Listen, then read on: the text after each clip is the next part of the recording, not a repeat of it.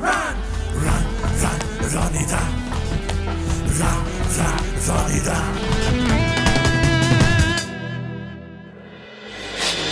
কুন্তল, তুমি একটা কাজ করো, যাজ্ঞ সেন দত্তকে ফোন করো। ফোন করো। নাম্বার 9883-501-843। যাজ্ঞ সেনী কার নাম? দ্রৌপদীর তো না মশাই। যাজ্ঞ সেনী কেন? পুরো পঞ্চপাণ্ডব এলো কিচ্ছু করতে পারবে না। রিং হয়ে গেল, ধরলো না।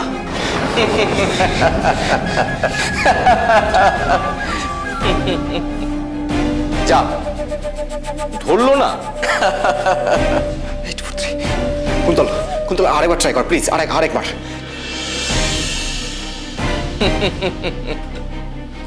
করুন করুন, কোনো না কোনো সময় ধরে নেবে।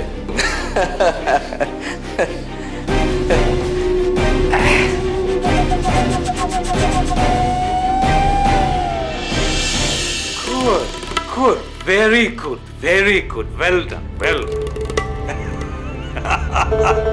আর নিশ্চয়ই আপনাকে তো দেখতে হবেই। দেখবো দেখবো, নিশ্চয়ই দেখবো। খুব তাড়াতাড়ি আপনার সঙ্গে দেখা হবে। ঠিক আছে, ওকে, রাখছি। হ্যাঁ।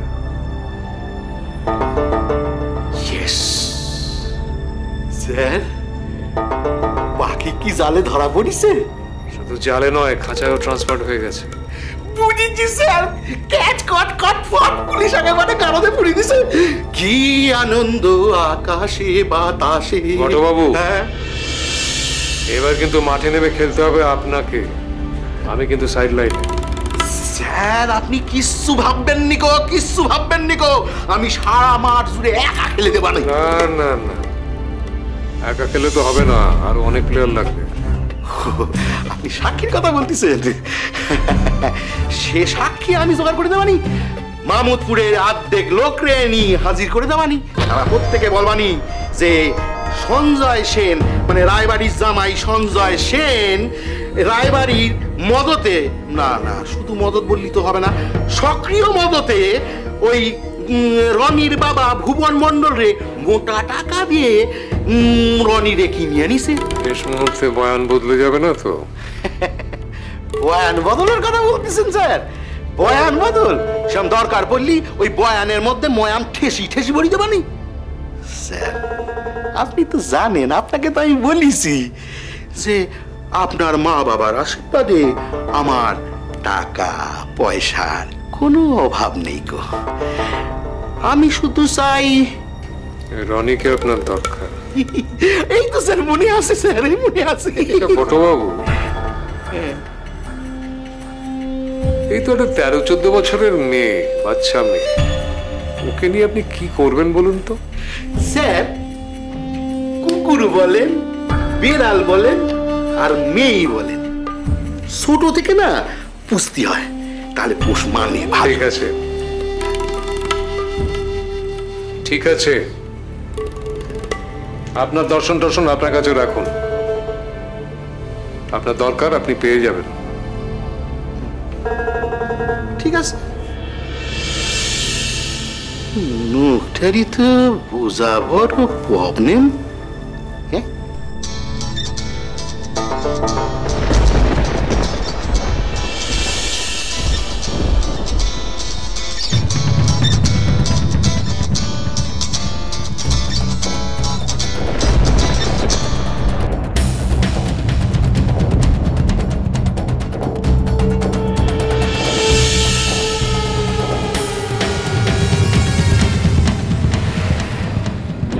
আসুন আসুন আসুন দ্রৌপদী ম্যাডাম, এই সরি যাজ্ঞ সেনী ম্যাডাম, আসুন বসুন। সঞ্জয় সেন ওখানে কেন? ও, আপনি খবর পাননি? ওনাকে তো অ্যারেস্ট করা হয়েছে। কারণটা? ওই যে শিশু শ্রমে বাধ্য করা আর শিশু পাচার পাক্কা অভিযোগ আছে ওনার বিরুদ্ধে। তদন্ত না করেই বুঝে গেলেন যে অভিযোগটা একেবারে পাক্কা? ওমা, তদন্ত তো হয়েছে, সমস্ত পাক্কা তথ্য প্রমাণ আমার হাতের মধ্যে ম্যাডাম। আমি কি দেখতে পারি আপনার কাছে কি তথ্য কি প্রমাণ আছে? না, আমি আপনাকে দেখাতে বাধ্য নই।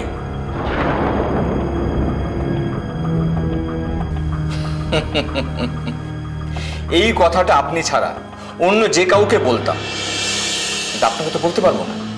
তাই আপনাকে সমস্ত প্রমাণ আর তথ্য আমি দেখাবো এবং শোনাবো।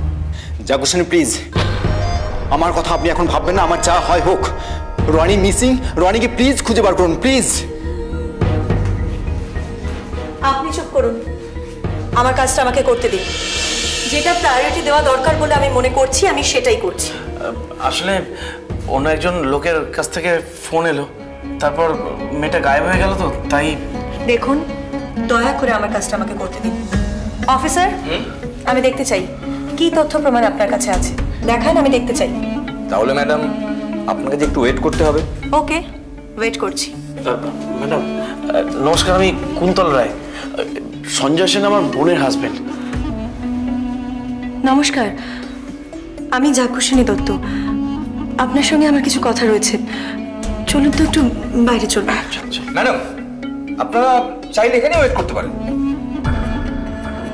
অফিসার, এটা আপনার বৈঠকখানা নয়, এটা একটা থানা। কুন্তল বাবু আসুন, বাইরে যাই আমরা।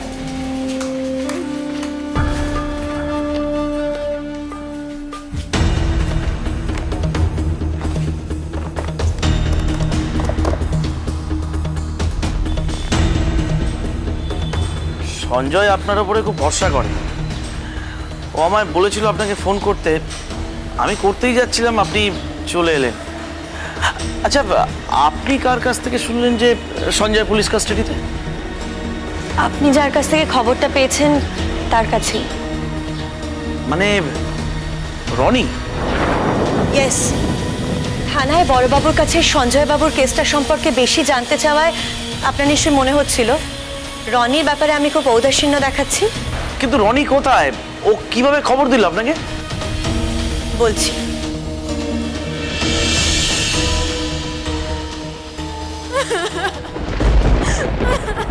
পুলিশে ধরতে এসেছিল গো দিদিমণি, আমারও ধরতে এসেছিল। আমি পুলিশের হাতে কামড়ে দিয়ে পালিয়েছি।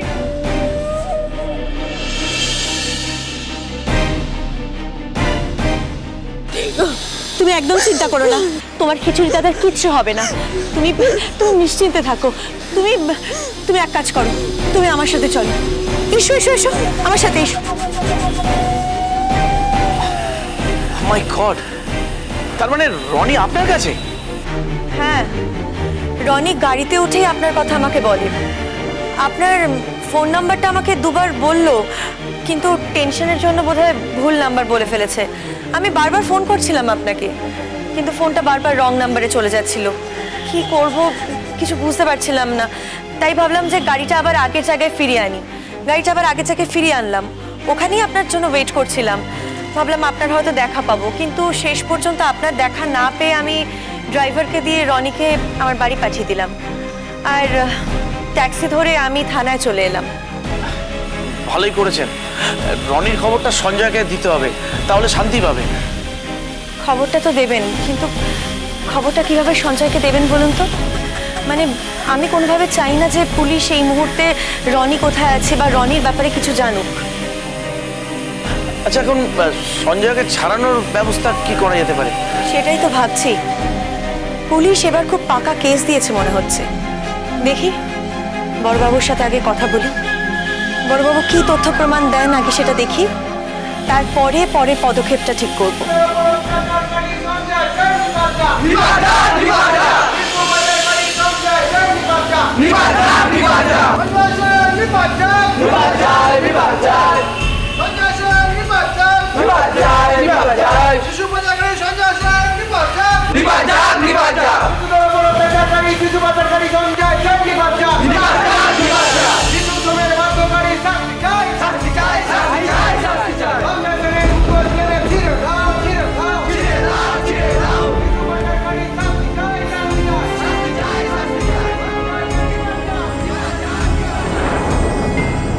সঞ্জয়কে পুলিশ অ্যারেস্ট করেছে। সঞ্জয় নাকি রনিকে বাড়িতে কাজের লোক করে রেখেছিল, রাত দিন কঠোর পরিশ্রম করাতো। ছি ছি, এটা মানা যায়? এ তো মিথ্যে কথা। আরো আছে, পুলিশের বক্তব্য সঞ্জয় অর্থের বিনিময়ে রনিকে পাচার করে দিতে চেয়েছিল। তোরা ভাবতে পারিস সঞ্জয়ের মতো মানুষকে শিশু শ্রমে বাধ্য করা আর শিশু পাচারের মতো কেসে জেলে ঢোকানো হলো? আচ্ছা তোরা বল, তোরা দেখিস নি দিনের পর দিন সঞ্জয় ওই মাঠে রনিকে প্র্যাকটিস করাতো?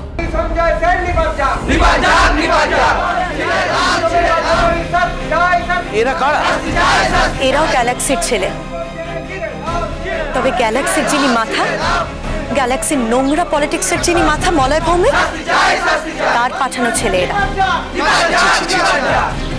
এই লোকটা এই বাচ্চা বাচ্চা ছেলেদের খেলা থেকে বের করে এই নোংরামির খেলায় নামিয়েছে। এরা জানে না সঞ্জয় সেন কেমন মানুষ, কিসে এত আক্রোশ সঞ্জয়ের প্রতি।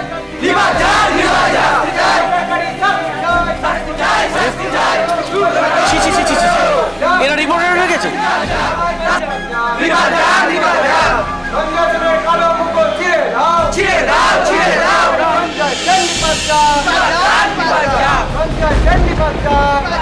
ওই দেখুন, এবার সব আসল মাথাগুলো এগিয়ে আসছে। ওই যে দেখছেন, উনি হলো মলয় ভৌমিকের ছেলে দীপরাজ। আর ওই মেয়েটিকে দেখতে পাচ্ছেন না, ওর নাম বৈভবী, একজন অ্যাথলিট। আর ওই পেছনে কাউন্সিলর শক্তি রায়চৌধুরী। আর তার পেছনে মোটা লোকটাকে, আরে এই লোকটা এদের সঙ্গে হাত মিলিয়েছে। এর নাম বটকৃষ্ণ দত্ত, মামুদপুরে থাকে। রনিদের পরিবারের উপর অনেক অত্যাচার করেছে। রনিকে নিজে ধান কলে কাজ করাবার চেষ্টা করেছিল, আর সেটা পারেনি বলে এত আক্রোশ।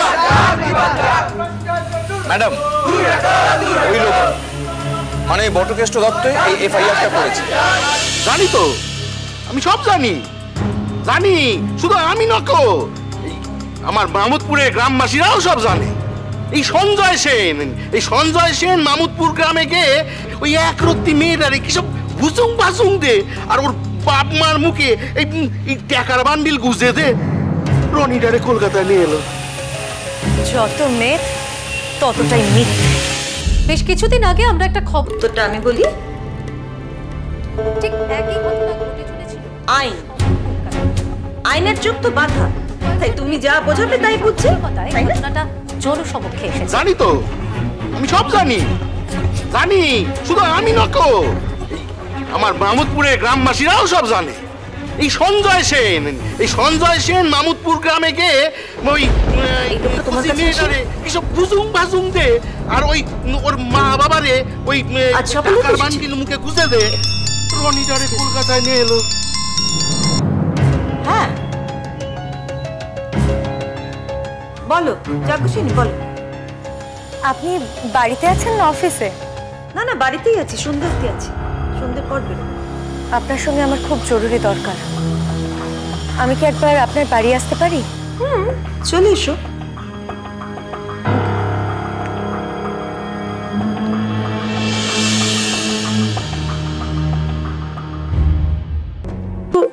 তুমি না খেলে ম্যাডাম যে আমাকে বকবে।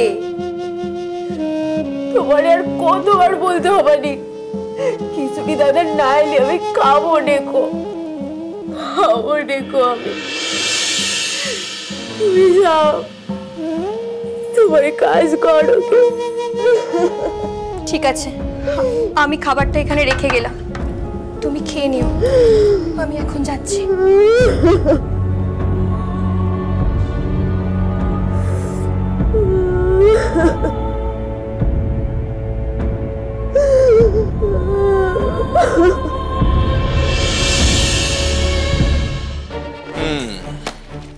যাও। Okay sir.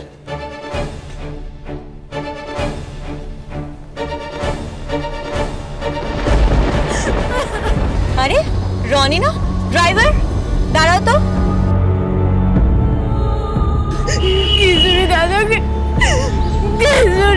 দাদাকে। কি হয়েছে তোমার খিচুড়ি দাদার? খিচুড়ি দাদাকে পুলিশে ধরতে এসেছিল গো দিদিমণি।